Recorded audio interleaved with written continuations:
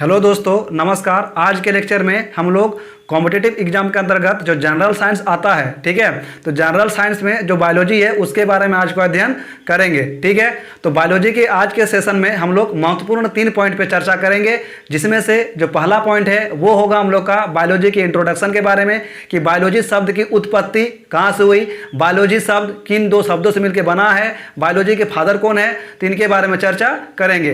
दूसरा जो पॉइंट होगा आज के हम लोग के वीडियो में वो होगा बायोलॉजी के ब्रांच के बारे में, मतलब बायोलॉजी के शाखा के बारे में। ठीक है, कि बायोलॉजी के टोटल कितने शाखा हैं और उनमें से कॉम्पिटिटिव एग्जाम में कितने शाखाओं को हमको अच्छा से कर लेना है। ठीक है, तीसरा जो पॉइंट है वो होगा हम लोग का बायोलॉजी के सिलेबस के बारे में हम लोग पढ़ेंगे कि देखिए साइंस का या फिर जीएस का बहुत भ्रास्ट क्या है सिलेबस है, तो हम लोग को कॉम्पिटिटिव एग्जाम का तैयारी करना है, तो उसी के हिसाब से बायोलॉजी में जितना भी सिलेबस आता है उसको हम लोग क्या करेंगे, कवर करेंगे। तो चलिए वीडियो का स्टार्टिंग। तो फ्रेंड्स, बायोलॉजी का जो फर्स्ट पार्ट था बायोलॉजी का इंट्रोडक्शन वो हम लोग स्टार्ट करते हैं। ठीक है, तो चलिए सबसे पहले यहाँ पर क्या है, बायोलॉजी। क्या है बायोलॉजी, जिसको हिंदी में क्या बोलते हैं, जीव विज्ञान। बायोलॉजी जीव विज्ञान। ठीक है, सबसे पहले ये जो बायोलॉजी शब्द है, बायोलॉजी ग्रीक भाषा का शब्द है। बायोलॉजी कौन सा भाषा का शब्द है, बायोलॉजी ग्रीक भाषा का शब्द है। आप लोग सुने होंगे बहुत सारे भाषा होता है, जैसे कि लैटिन भाषा है, उसके बाद फ्रेंच भाषा है, उसके बाद इटालियन भाषा है। ठीक उसी प्रकार से ग्रीक भाषा भी होता है। तो अगर क्वेश्चन किया जाए कि बायोलॉजी जो है, बायोलॉजी किस भाषा का शब्द है, तो बायोलॉजी ग्रीक भाषा का शब्द है। ठीक है, उसके बाद आगे बढ़ेंगे तो बायोलॉजी जो है, बायोलॉजी 2 शब्दों से मिलकर बना है, जिसका एक है बायो, दूसरा क्या है लॉजी। बायोलॉजी 2 शब्दों से मिलकर बना है, बायो और लॉजी, जिसमें से बायो का मतलब क्या होता है, बायोस, और लॉजी का मतलब क्या होता है, लोगोस। बायो का मतलब बायोस और लॉजी का मतलब लोगोस। ठीक है, अब बायोस का मतलब क्या होता है, लिविंग या फिर लाइफ। बायोस का मतलब क्या होता है, लिविंग या फिर लाइफ, जिसको हिंदी में क्या बोलते हैं, सजीव या फिर जीवन। ठीक उसी प्रकार से लॉजी, लोगोस हो गया, तो लोगोस का मतलब क्या होता है, टू स्टडी। लोगोस का मतलब क्या होता है, टू स्टडी, और इसका मतलब होता है अध्ययन करना। क्या होता है, अध्ययन करना। देखिए बायोलॉजी शब्द जो है वो 2 शब्दों से मिलकर बना है, बायो और लॉजी। ठीक है, बायो का मीनिंग होता है बायोस, लॉजी का होता है लोगोस। और बायोस का मीनिंग क्या होता है, लिविंग या फिर लाइफ। इंग्लिश में इसका क्या मीनिंग होता है, लिविंग या फिर लाइफ। उसी तरह से लोगोस का मतलब क्या होता है, टू स्टडी। लोगोस का मतलब टू स्टडी। तो बायोस जो है इसका सजीव या फिर क्या होता है, जीवन होता है। और लोगोस का मतलब क्या होता है, अध्ययन होता है। इसका मतलब सजीव के बारे में अध्ययन क्या कहलाता है, बायोलॉजी, या फिर जीवन के बारे में अध्ययन क्या कहलाता है, बायोलॉजी। ठीक है, सजीवों के बारे में अध्ययन भी क्या कहलाता है, बायोलॉजी, और जीवन के बारे में भी अध्ययन क्या कहलाता है, बायोलॉजी। तो यही हम इसको और एक बार लिख दिए हैं, सजीवों के बारे में अध्ययन बायोलॉजी, जीवन के बारे में अध्ययन बायोलॉजी। ठीक है, तो इसका मतलब अब हम लोग समझेंगे कि सजीव में हम लोग या फिर जीवन के बारे में हम लोग किन किन वस्तुओं के बारे में पढ़ते हैं। तो हम लोग को पता होगा, जीवन उनको बोलते हैं जिनमें जान होती है। जीवन या फिर सजीव उनको कहा जाता है जिनके पास क्या होती है, जान होती है। ठीक है, तो देखिए हम लोग को पता है कि सजीव जो है जान किनके पास है, एक हो गया जीव जंतु, दूसरा क्या हो गया, पेड़ पौधे। ठीक है, एक क्या हो गया, जीव जंतु, दूसरा क्या हो गया, पेड़ पौधे। ठीक है, तो ये दोनों जो हैं, इन दोनों को हम लोग क्या बोलते हैं, सजीव। जो पेड़ पौधे और जो जीव जंतु है उनको हम लोग क्या बोलते हैं, सजीव। इसका मतलब ये दोनों में क्या है, जीवन है। ये दोनों में क्या है, जीवन है। उसका मतलब सजीव जो इसको बोल रहे हैं, जीव जंतु या फिर पेड़ पौधे, और सजीवों के बारे में अध्ययन करना क्या कहलाता है, बायोलॉजी। देखिए सजीव के अंतर्गत आपका आता है जीव जंतु और पेड़ पौधे। ठीक है, और सजीव के बारे में अध्ययन करना क्या कहलाता है, बायोलॉजी। इसका मतलब बायोलॉजी के अंतर्गत हम लोग जीव जंतु के बारे में अध्ययन करते हैं और पेड़ पौधे के बारे में अध्ययन करते हैं। इसीलिए बायोलॉजी जितना भी बड़ा बायोलॉजी होगा उसमें हम लोग क्या करेंगे, जीव जंतु और पेड़ पौधे के बारे में ही पढ़ते हैं, एक्स्ट्रा और किसी के बारे में नहीं पढ़ते हैं। क्योंकि सिंपल सा क्या बता रहा है, जिनके पास जीवन है उन्हीं के बारे में अध्ययन करेंगे बायोलॉजी में। तो जीवन हम लोग 2 ही चीज का देखते हैं, एक हो गया जीव जंतु, दूसरा क्या हो गया, पेड़ पौधा। अगर पूछा जाए मनुष्य को किसके अंतर्गत रखा गया है, क्योंकि मनुष्य के पास भी क्या है, जीवन है, तो मनुष्य के पास अगर जीवन है तो मनुष्य का भी अध्ययन कहाँ करेंगे, बायोलॉजी में करेंगे। ठीक है, मनुष्य के पास अगर जीवन है तो मनुष्य का भी अध्ययन कहाँ करेंगे, बायोलॉजी में करेंगे। ठीक है, तो बायोलॉजी पे करेंगे। तो मनुष्य को किसके अंतर्गत रखा गया है, जीव जंतु के अंतर्गत रखा गया है। अब बढ़ते हैं आगे, सजीव वर्ड जो बोल रहे हैं, सजीव या फिर जीवन वर्ड जो हम लोग कर रहे हैं तब से, तो सजीव ऐसे ही किसी को नहीं बोल देंगे, ठीक है। सजीव को हम लोग कैसे समझेंगे कि ये सजीव के अंतर्गत आएगा कि नहीं आएगा, कैसे समझेंगे, उसके बारे में उसके लक्षण से हम लोग पता कर सकते हैं कि ये सजीव है कि नहीं है। इसका मतलब सजीव बोलने के पीछे कुछ ना कुछ लक्षण होना जरूरी है, क्योंकि सजीवों के कुछ क्या होते हैं, लक्षण पाए जाते हैं, ठीक है। तो सजीवों के लक्षण के बारे में हम लोग शुरू करते हैं, ठीक है। सबसे पहला जो लक्षण है सजीव का वो है रेस्पिरेशन, मतलब श्वसन। सजीवों में एक प्रोसेस होना चाहिए जिसको हम लोग क्या बोलते हैं, रेस्पिरेशन प्रोसेस। रेस्पिरेशन प्रोसेस का मतलब क्या होता है, जिसमें सांस लेने का काम किया जाता है, ठीक है। रेस्पिरेशन में क्या होता है, सांस लिया जाता है, ये हो गया पहला प्रोसेस। दूसरा जो लक्षण है उसमें न्यूट्रिशन का प्रोसेस होना चाहिए, मतलब पोषण का जो प्रोसेस होना चाहिए। इसका मतलब क्या होता है कि उस व्यक्ति को भूख लगना चाहिए, जो वस्तु है उस वस्तु को क्या लगना चाहिए, भूख लगना चाहिए। आप लोग को पता होगा कि जीव जंतु भी क्या करते हैं, खाना बनाते हैं, और पेड़ पौधे भी क्या करते हैं, खाना बनाते हैं। और खाना कब बनाएंगे, जब उनको भूख लगेगा, ठीक है। तो न्यूट्रिशन में क्या होता है, खाना बनाने का काम किया जाता है। अगर पूछेगा कि खाना क्यों बनाते हैं, तो खाना हम लोग बनाते हैं ऊर्जा प्रदान के लिए, ठीक है। खाना बनाए, खाना क्यों खाते हैं, खाना हम लोग खाते हैं ऊर्जा गेन करने के लिए, मतलब ऊर्जा को पाने के लिए हम लोग क्या करते हैं, खाना को खाते हैं, ठीक है। तो न्यूट्रिशन समझ में आ गया होगा। उसके बाद हम लोग का क्या है, डाइजेशन, मतलब पाचन, डाइजेशन, ठीक है।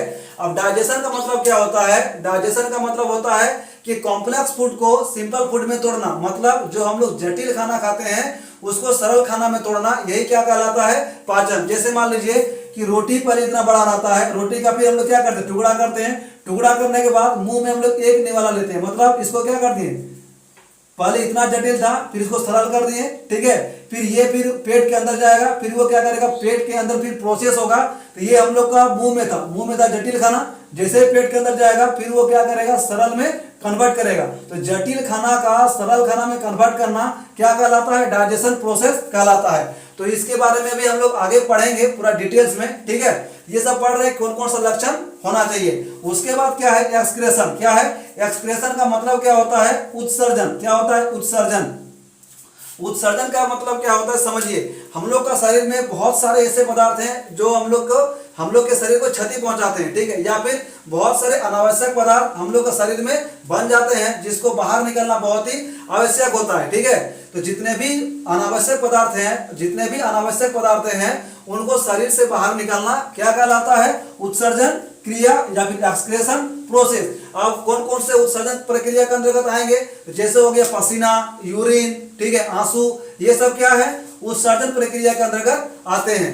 नेक्स्ट हम लोग क्या पढ़ेंगे, ग्रोथ। क्या है, ग्रोथ या फिर वृद्धि। तो देखिए फ्रेंड्स, जो जितने भी सजीव हैं, चाहे वो जीव जंतु हो चाहे वो पेड़ पौधे हो, सब में एक गुण तो कॉमन पाया ही जाता है, ग्रोथ। उसमें वृद्धि जरूर होती है, तब उसको हम लोग क्या बोलते हैं, सजीव।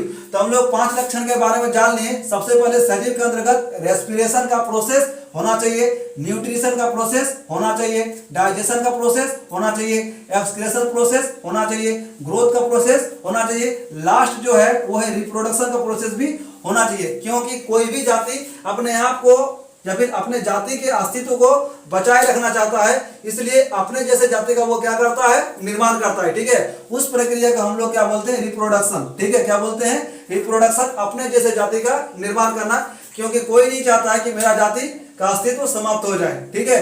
तो सजीव के अंतर्गत ये 6 लक्षण पाए जाते हैं। कौन कौन है, पहला है रेस्पिरेशन, दूसरा है न्यूट्रिशन, तीसरा है डाइजेशन, चौथा है एक्सक्रेशन, पांचवा क्या है, ग्रोथ, छठा क्या है, रिप्रोडक्शन। समझ में आ गया होगा यहाँ तक। अब देखिए कि ये जितने भी 6 प्रोसेस हैं, इनमें से कोई भी एक लक्षण अगर किसी के अंदर पाया जाता है किसी भी वस्तु में, तो उसको हम लोग क्या बोलेंगे, सजीव बोलेंगे। अब देखिए, हम लोग मेनली तो जीव जंतु और पेड़ पौधे के बारे में ही पढ़ते हैं, लेकिन जीव जंतु और पेड़ पौधे में थोड़ा सा क्या अंतर है कि यहाँ पर टोटल 6 आपको प्रोसेस दिखाई पड़ रहा होगा। टोटल 6 प्रोसेस में क्वेश्चन पूछा जाता है कि पौधों में कौन सा प्रोसेस नहीं होता है, ठीक है। ये जो 6 प्रोसेस है, 6 प्रोसेस में से पौधा में कौन सा प्रोसेस नहीं होता है, तो सिंपल सा आंसर देना है, पौधा में डाइजेशन का प्रोसेस नहीं होता है, मतलब पौधा में पाचन की क्रिया नहीं होता है, बाकी सब कुछ होता है। ये जो 6 पॉइंट है, 6 पॉइंट में से सिर्फ पौधा में आपका कौन सा प्रोसेस नहीं होता है, डाइजेशन का प्रोसेस नहीं होता है। इनको छोड़कर बाकी सारा प्रोसेस होता है। अब आपके मन में क्वेश्चन रहेगा कि डाइजेशन का प्रोसेस क्यों नहीं होता है, क्योंकि डाइजेशन के बारे में अभी तुरंत बताएं कि हम लोग का जो जटिल खाना है उसको सरल खाना में तोड़ने का काम ही क्या है, पाचन, ठीक है। या फिर कॉम्प्लेक्स फूड को सिंपल फूड में तोड़ना ही क्या कहलाता है? डाइजेशन। अब पेड़ पौधे जो खाना बनाते हैं वो बनाते हैं सरल खाना, पेड़ पौधे जो खाना बनाते हैं वो क्या बनाते हैं? सिंपल फूड बनाते हैं। तो सिंपल फूड को कभी सिंपल फूड में नहीं तोड़ा जाता है, वो ऑलरेडी सिंपल ही रहता है, ठीक है। इसीलिए पौधों में डाइजेशन की प्रक्रिया नहीं होती है। आई होप आपको समझ में आ गया होगा। अब थोड़ा सा आगे बढ़ते हैं, बायोलॉजी, ठीक है। क्या है? बायोलॉजी। अगर पूछा जाए कि बायोलॉजी के फादर किसे माना जाता है, बायोलॉजी के फादर किसे माना जाता है, या फिर बायोलॉजी के जनक या फिर पिता किसे कहा जाता है, तो बायोलॉजी के पिता कहा जाता है अरस्तु को। बायोलॉजी के पिता किसे कहा जाता है? अरस्तु को। लेकिन ये जो बायोलॉजी शब्द है, ये जो बायोलॉजी के फादर कौन हो गया? अरस्तु। बायोलॉजी का फादर कौन हो गया? अरस्तु।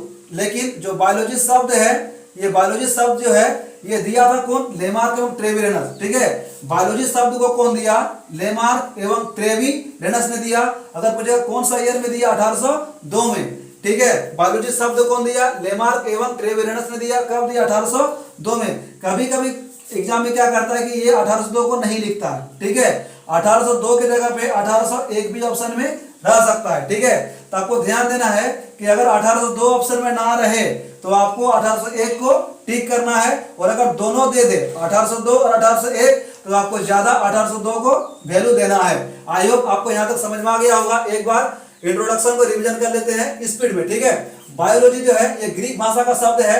बायोलॉजी दो शब्दों से मिलकर बना है, बायो और लॉजी। बायो का मतलब बायोस, लॉजी लोगोस। बायो का और एक्स्ट्रा मीनिंग क्या निकलता है? लिविंग या फिर लाइफ, लोगोस टू स्टडी, ठीक है। मतलब सजीव के बारे में अध्ययन करना या फिर जीवन के बारे में अध्ययन करना क्या कहलाता है? बायोलॉजी कहलाता है, ठीक है। तो बायोलॉजी जो है सजीव के अंतर्गत हम लोग किसको किसको रखते हैं? जो सजीव है, सजीव के अंतर्गत हम लोग जीव जंतु और पेड़ पौधों को रखते हैं। मतलब जीव जंतु और पेड़ पौधे में जीवन है और इनको हम लोग सजीव बोलेंगे। और किसी को सजीव बोलने के पीछे भी 6 कारण होते हैं, वो 6 में से कोई भी एक कारण है तो उनको हम लोग क्या बोलेंगे? सजीव बोलेंगे। तो वो कारण कौन कौन सा है? रेस्पिरेशन है, न्यूट्रिशन है, डाइजेशन है, एक्सक्रेशन है, ग्रोथ है और रिप्रोडक्शन है। पौधे में कौन सी प्रक्रिया नहीं होती है? सिंपल सा जवाब देना है, डाइजेशन नहीं होती है, ठीक है। बाकी सब कुछ होता है, ठीक। अब बायोलॉजी के जनक अगर पूछा जाएगा या फिर फादर पूछा जाएगा तो वो है अरस्तु। और बायोलॉजी शब्द कौन दिया? लेमार्क एवं ट्रेविरेनस। कब दिया? 1802 में। अगर 1802 ऑप्शन में ना रहे तो 1801 को टिक करना है, और दोनों अगर आ जाए तो 1802 में 1802 को टिक करना है। आई होप आपको जो बायोलॉजी का जो पहला पॉइंट था वो आपका क्लियर हो गया है। फिर भी अगर कुछ क्वेरी रहता तो आप कमेंट बॉक्स में जरूर अपना क्वेश्चन करेंगे। अब हम लोग शुरुआत करेंगे सेकंड पार्ट का, ठीक है, जो कि है बायोलॉजी के ब्रांच के बारे में। तो चलिए बायोलॉजी के ब्रांच के बारे में, ठीक है। बायोलॉजी के टोटल 50 से भी ज्यादा ब्रांच है। बायोलॉजी का अगर देखने जाएंगे तो 50 प्लस ब्रांच है। लेकिन शुरुआत में ही बोले कि हम लोग को कॉम्पिटिटिव एग्जाम का तैयारी करना है, इसलिए हम लोग का जो इम्पोर्टेंट ब्रांच है उसी के बारे में पढ़ना है। तो इम्पोर्टेंट ब्रांच में हम लोग किसके किसके बारे में पढ़ेंगे बायोलॉजी का सिलेबस में? तो पहला है जूलॉजी, दूसरा है बोटेनी और तीसरा क्या है? माइक्रोबायोलॉजी। ये तीनों के बारे में ही हम लोग पूरा बायोलॉजी में पढ़ेंगे, ठीक है। तो चलिए शुरुआत करते हैं। सबसे पहले क्या है? जूलॉजी। जूलॉजी का हिंदी में क्या बोलते हैं? जंतु विज्ञान। जूलॉजी जो है, जूलॉजी, इसको हिंदी में क्या बोलते हैं? जंतु विज्ञान। और जूलॉजी के अंतर्गत हम लोग एनिमल का अध्ययन करते हैं, मतलब जानवरों का अध्ययन करते हैं, ठीक है। हम लोग जूलॉजी के अंतर्गत किसका अध्ययन करते हैं? जानवरों का अध्ययन करते हैं, ठीक है, एनिमल का। तो अगर पूछा जाएगा कि जूलॉजी के अंतर्गत किसको किसको रखा गया है, जूलॉजी के अंतर्गत किसको किसको रखा गया है, तो सिंपल आपको जवाब देना है मानव जाति, ह्यूमन बीइंग और एनिमल। आपको पहले ही बताएं कि जानवरों के अंतर्गत किसको रखा गया है? मानव को भी रखा गया है। इसको थोड़ा तोड़ के बता दिए कि जूलॉजी में हम लोग मानव जाति और जानवर के बारे में अध्ययन करते हैं, ठीक है। उसके बाद इसको अलग से अध्ययन करने के लिए एक संघ आएगा, एनिमलिया किंगडम, जिसमें हम लोग मानव जाति का या फिर जितने भी जानवर हैं उनका किस तरह से मतलब उत्पत्ति हुआ उसके बारे में पढ़ेंगे। वो है एनिमलिया किंगडम में हम लोग पढ़ेंगे, ठीक है। अब अगर पूछा जाए कि जूलॉजी के फादर कौन है, किसके फादर? जूलॉजी। बायोलॉजी के फादर कौन है? अरस्तु। और जूलॉजी के फादर कौन है? अरस्तु, ठीक है। किसी को फादर बोलने के पीछे भी बहुत कारण रहता है। अरस्तु ने क्या किया था? अरस्तु साहब ने क्या किया था? टोटल 500 किस्म के जानवरों के बारे में अध्ययन किया था कि 500 किस्म का जानवर, जैसे चूहा हो गया, बिल्ली हो गया, मनुष्य हो गया, कुत्ता हो गया, इतने सारे जितने भी 500 किस्म का जानवर था उसके बारे में अध्ययन किया था। और उसमें भी क्या अध्ययन किया था कि जो 500 किस्म का जानवर है, तो मान लीजिए मनुष्य एक जानवर है, ठीक है, तो मनुष्य के एक एक अंग के बारे में अध्ययन किया था, ठीक है। जैसे फेफड़ा हो गया, किडनी हो गया, ठीक है, उसके बाद श्वास नली हो गया। इस तरह से कुल 500 किस्म का जानवर है, प्लस उन जानवरों के क्या क्या अंग हैं और वो जितने भी अंग हैं वो अंग क्या क्या काम करते हैं, इसके बारे में भी अध्ययन किया था। यानी कि टोटल 500 किस्म का जानवर, जानवरों के अंग और वो अंग क्या काम करते हैं, इसके बारे में भी अध्ययन किए थे। कौन? अरस्तु ने। इसीलिए अरस्तु को जूलॉजी का फादर माना जाता है। जूलॉजी साहब ने जो 500 किस्म का जो जानवर का अध्ययन किया था, 500 किस्म के जानवरों का जो अध्ययन किया था, उनको जो है एक किताब में सिमट दिया, मतलब किताब में लिखा। उस किताब का नाम क्या था? Historia of Animalia. समझ में आया? जूलॉजी के फादर कौन है? अरस्तु। क्यों फादर बोले? क्योंकि अरस्तु साहब ने क्या किया था? टोटल 500 किस्म के जानवरों का अध्ययन किया, जानवरों के अंगों के बारे में बताया और वो अंग क्या क्या काम करते हैं उसके बारे में भी बताया। और वो 500 किस्म के जानवरों के अध्ययन को एक किताब में लिखा, जिस किताब का नाम क्या है? Historia of Animalia. किताब का नाम क्या है? Historia of Animalia. आप देखिए, अभी जो आपको बोले कि जानवरों के अंगों के कार्यों के बारे में अध्ययन, मतलब जितने भी जानवर हैं उनके जो अंग हैं और वो अंग क्या काम करते हैं उनके बारे में अध्ययन करना कहलाता है फिजियोलॉजी। लेकिन ये जानवरों के लिए, ठीक है, जानवरों के अंगों के कार्यों के बारे में अध्ययन करना क्या कहलाता है? फिजियोलॉजी। हिंदी में बोलेंगे कार्य की। समझ में आ गया? जैसे फेफड़ा के बारे में अध्ययन करना, किडनी के बारे में अध्ययन करना, ठीक है, उसके बाद आंख के बारे में अध्ययन करना, जो न्यूरॉन है उसके बारे में अध्ययन करना, वो सारा जो है किसके अंतर्गत हम लोग पढ़ते हैं? फिजियोलॉजी के अंतर्गत। ठीक है, तो जूलॉजी आप लोग को समझ में आ गया होगा। अब हम लोग आगे बढ़ते हैं बोटेनी की तरफ। बोटेनी, जिसको हिंदी में हम लोग क्या बोलते हैं? वनस्पति विज्ञान। बोटेनी को हिंदी में क्या बोलते हैं? वनस्पति विज्ञान। वनस्पति विज्ञान से समझ में आ रहा होगा कि इसमें हम लोग पेड़ पौधा का अध्ययन करते हैं। बोटेनी के अंतर्गत पेड़ पौधा का अध्ययन किया जाता है। जिस प्रकार से जूलॉजी के अंतर्गत जानवरों का अध्ययन किया जाता है, जिस प्रकार से जूलॉजी के अंतर्गत जानवरों का अध्ययन किया जाता है, ठीक उसी प्रकार बोटेनी में पेड़ पौधों का अध्ययन किया जाता है। ठीक है, अब पढ़ते हैं बोटेनी के फादर। बोटेनी के फादर माना जाता है थियोफ्रेस्टस को। बोटेनी के फादर किसे माना जाता है? थियोफ्रेस्टस को। अब थियोफ्रेस्टस को फादर करने के पीछे भी क्या कहानी है? तो थियोफ्रेस्टस साहब ने क्या किया था? इन्होंने 500 किस्म के पौधे के बारे में अध्ययन किया था। 500 किस्म के पौधों के बारे में अध्ययन किया था कि 500 किस्म का पौधा प्लस उन पौधे के क्या क्या अंग हैं और वो अंग क्या क्या काम करते हैं, इनके बारे में बताया। कौन बताया? थियोफ्रेस्टस ने। इसीलिए थियोफ्रेस्टस को बोटेनी का फादर माना जाता है। और वो जो अध्ययन किया था 500 किस्म के पौधों को, वो भी एक किताब में लिखे। उस किताब का नाम क्या है? Historia of plantarum. किताब का नाम क्या है? Historia of plantarum. ठीक है, उसके बाद हम लोग पढ़ेंगे मॉर्फोलॉजी। मॉर्फोलॉजी में जो बताएं वही वाला सेम चीज आएगा, जैसे कि पौधों के विभिन्न अंगों के कार्यों के बारे में अध्ययन। मतलब पौधा हो गया, पौधा का विभिन्न प्रकार के क्या है? अंग है, बहुत सारे अंग है।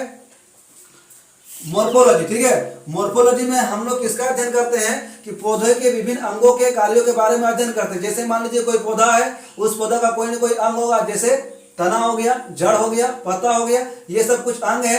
और वो अंग क्या क्या काम करते हैं उनके बारे में अध्ययन करना क्या कहलाता है? मॉर्फोलॉजी। मतलब सीधा सीधी बात बोलेंगे तो पौधे के जो अंग हैं और उनके अंग जो काम करते हैं, पौधों के जो अंग हैं और उनके अंग जो काम करते हैं उनके बारे में अध्ययन करना क्या कहलाता है? मॉर्फोलॉजी। अब थोड़ा ध्यान से देखिए, जूलॉजी, बोटेनी। जूलॉजी के अंतर्गत एनिमल का अध्ययन किया जाता है, बोटेनी के अंतर्गत पेड़ पौधों का अध्ययन किया जाता है। जूलॉजी के फादर कौन है? अरस्तु। और बोटेनी के फादर कौन है? थियोफ्रेस्टस। ठीक है, अरस्तु ने किताब लिखा हिस्टोरिया ऑफ एनिमलिया, थियोफ्रेस्टस ने किताब लिखा हिस्टोरिया ऑफ प्लांटेरम। अरस्तु ने क्या किया था? 500 किस्म के जानवरों के बारे में अध्ययन किया। थियोफ्रेस्टस ने क्या किया? 500 किस्म के पौधों के बारे में अध्ययन किया। ठीक है, अब जानवरों के अंगों के कार्यों के बारे में अध्ययन, मतलब जो जानवर है उनके जो अंग हैं वो अंग क्या क्या काम करते हैं उनके बारे में अध्ययन करना कहलाता है फिजियोलॉजी। उनके बारे में अध्ययन करना क्या कहलाता है? फिजियोलॉजी। लेकिन पौधों के जो अंग हैं उनके कार्यों के बारे में अध्ययन करना क्या कहलाता है? मॉर्फोलॉजी। आई होप आपको यहाँ तक समझ में आ गया होगा। अब हम लोग आगे बढ़ते हैं माइक्रोबायोलॉजी। ठीक है, माइक्रोबायोलॉजी जो है, जिसको हम लोग क्या बोलते हैं? सूक्ष्मजीव विज्ञान। इनको भी बायोलॉजी के अंतर्गत ही हम लोग पढ़ते हैं, क्योंकि सूक्ष्मजीव विज्ञान जो है इसमें बैक्टीरिया, वायरस ये सब आते हैं और इनके भी क्या होते हैं? जीवन होते हैं। और जीवन के बारे में अध्ययन करना ही बायोलॉजी कहलाता है, जो हम लोग पहले ही देख चुके हैं। ठीक है, तो सूक्ष्मजीव विज्ञान में हम लोग क्या करते हैं? सूक्ष्मजीव विज्ञान में हम लोग क्या करते हैं? छोटे छोटे जानवरों का अध्ययन करते हैं। ठीक है, सूक्ष्मजीव विज्ञान में हम लोग क्या करते हैं? छोटे छोटे जानवरों के बारे में अध्ययन करते हैं। जिस तरह से हम लोग जूलॉजी का फादर देखें, बोटेनी का फादर देखें, सेम माइक्रोबायोलॉजी का भी हम लोग फादर देखेंगे। और माइक्रोबायोलॉजी के फादर हैं ल्यूवेनहॉक। माइक्रोबायोलॉजी के फादर कौन है? Leeuwenhoek. और ल्यूवेन हॉक ने क्या किया था? सूक्ष्मजीवों का खोज किया था और जीवाणुओं के बारे में भी अध्ययन किया था, जीवाणुओं के बारे में अध्ययन किया था, इसीलिए इन्हें मतलब माइक्रोबायोलॉजी का फादर कहा जाता है। ठीक है, तो ये था हम लोग का जो बायोलॉजी के 3 ब्रांच है, इंपॉर्टेंट ब्रांच, उसके बारे में जान लिए। अब इन्हीं ब्रांच के अंतर्गत जो भी सिलेबस आएंगे उसके बारे में भी हम लोग देखेंगे। ठीक है, तो चलिए स्टार्ट करते हैं अब बायोलॉजी के 3rd पॉइंट, बायोलॉजी के सिलेबस के बारे में। फ्रेंड्स, अब हम लोग जो बायोलॉजी का 3rd पॉइंट था, बायोलॉजी का सिलेबस, उसके बारे में शुरुआत करते हैं। ठीक है, तो बायोलॉजी में हम लोग 3 पॉइंट देखें। सबसे पहले क्या था? जूलॉजी था, उसके बाद माइक्रोबायोलॉजी था, फिर बॉटनी था। तो सिलेबस का बातचीत करने से पहले थोड़ा सा हम लोग जान लेते हैं कि सजीवों की कार्यात्मक एवं संरचनात्मक इकाई किसे कहा जाता है? कोशिका को। ठीक है, सजीवों की कार्यात्मक एवं संरचनात्मक इकाई किसे कहा जाता है? कोशिका को कहा जाता है। क्यों कहा जाता है, इसके बारे में नेक्स्ट लेक्चर में बताएंगे। ठीक है, तो चलिए सिलेबस का बात करते हैं। सबसे पहले बायोलॉजी। बायोलॉजी में हम लोग, ये सब चैप्टर का नाम है। ठीक है, सारा क्या है? चैप्टर का नाम है। और इस चैप्टर में ये सब क्या है? चैप्टर का नाम है। और यही सब चैप्टर को हम लोग बायोलॉजी के अंतर्गत पढ़ेंगे। ठीक है, सबसे पहला है डाइजेस्टिव सिस्टम। इसमें हम लोग पाचन तंत्र के बारे में पढ़ेंगे। पूरा पाचन अंग, कौन कौन से अंग है जो पाचन क्रिया में भाग लेते हैं, वो सब के बारे में सर आने वाले वीडियो में। दूसरा क्या है? Respiratory system. ठीक है, ये भी सिलेबस में है। तीसरा क्या है? नर्वस सिस्टम, तंत्रिका तंत्र, ये मस्तिष्क से रिलेटेड है। चौथा क्या? स्केलेटल सिस्टम, कंकाल तंत्र, ये हड्डियों से रिलेटेड है। उसका मस्कुलर सिस्टम, मांसपेशी तंत्र, ठीक है, उनसे संबंधित है। उनके बाद क्या? रिप्रोडक्शन सिस्टम, प्रजनन तंत्र से संबंधित है। उसके बाद सर्कुलेटरी सिस्टम, जो कि परिसंचरण तंत्र है, उनके बारे में हम लोग अध्ययन करेंगे सर्कुलेटरी सिस्टम के अंतर्गत। उसके बाद एक्जीक्यूटरी सिस्टम, उत्सर्जन तंत्र के बारे में जानेंगे। फिर क्या है? एंडोक्राइन सिस्टम, यहाँ पर हम लोग हार्मोन के बारे में पढ़ेंगे एंडोक्राइन सिस्टम में। ठीक है, उसके बाद कुछ ग्लैंड है, ग्रंथि है, उसके बारे में भी एंडोक्राइन सिस्टम में ही पढ़ेंगे। उसके बाद साइटोलॉजी है, कोशिका के बारे में पढ़ेंगे। कोशिका में यहाँ पर हम लोग पादप के बारे में ही पढ़ेंगे, पादप कोशिका और जंतु कोशिका, दोनों के बारे में ही हम लोग पढ़ेंगे। ठीक है, उसके बाद आगे देखेंगे तो ह्यूमन न्यूट्रिशन के बारे में पढ़ेंगे। ह्यूमन न्यूट्रिशन, मानव पोषण, यहाँ पर विटामिन, प्रोटीन, कार्बोहाइड्रेट, वसा, उनके बारे में पढ़ेंगे। ठीक है, उसके बाद ह्यूमन डिजीज, कुछ मानव रोग है, कुछ आनुवंशिक रोग आते हैं। ठीक है, कुछ मानव निर्मित रोग आते हैं, वो सब के बारे में भी हम लोग पढ़ेंगे ह्यूमन डिजीज के अंतर्गत। उसके बाद पिगमेंट, वर्णन, कुछ रंगों के बारे में जानेंगे। ठीक है, कि त्वचा का रंग किसके कारण से होता है। ठीक है, पिगमेंट मतलब वर्णक के कारण हम लोग पढ़ेंगे कि जो ब्लड का जो रेड रंग है वो कौन सा वर्णक देता है उसको, उसके बारे में हम लोग पढ़ेंगे पिगमेंट में। उसके बाद एनिमल किंगडम, जंतु जगत जो आज को आप लोग को दिखाई पड़ रहा है विस्तारित रूप, उसका पहले का हिस्ट्री के बारे में जानेंगे। ठीक है, कि किस किस तरह से विकास हुआ एनिमल किंगडम का, उसके बारे में जानेंगे। फिर टिश्यू मतलब क्या होता है? उत्तक, जो कि कोशिकाओं से मिलकर बनता है। कोशिकाओं के समूह को क्या बोलते हैं?